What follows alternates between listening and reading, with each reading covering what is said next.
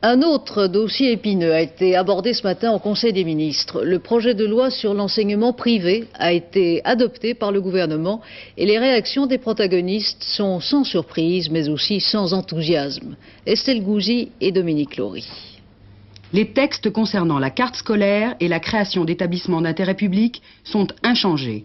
La seule précision porte sur le financement des écoles privées par les collectivités locales. Pendant 6 ans, l'État pourra se substituer dans certaines conditions aux communes.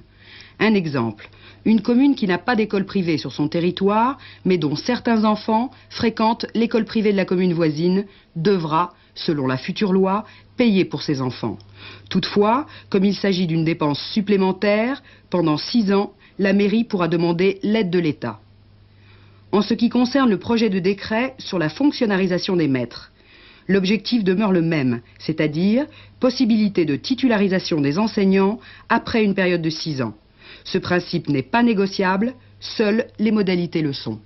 On nous a un petit peu oubliés. Trop en tout cas, même s'il y a eu un certain nombre d'avancées sur les problèmes de gestion de l'enseignement privé. En tout cas, demeure un problème essentiel sur lequel nous ne pouvons pas transiger, qui est celui de l'obligation faite aux communes, maintenant ou plus tard, ça ne change rien au niveau des principes, de subventionner un enseignement privé particulariste et confessionnel. Donc les jeux sont faits et vous allez manifester le 25.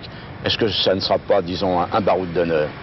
Ça ne sera pas un baroud d'honneur, en tout cas ça ne saurait être que la fin d'une phase, mais j'ai le sentiment que c'est peut-être un recommencement pour une autre phase, parce que le président de la République ne peut pas désespérer ses militants les plus fidèles et la gauche n'a pas le droit de faillir à sa mission.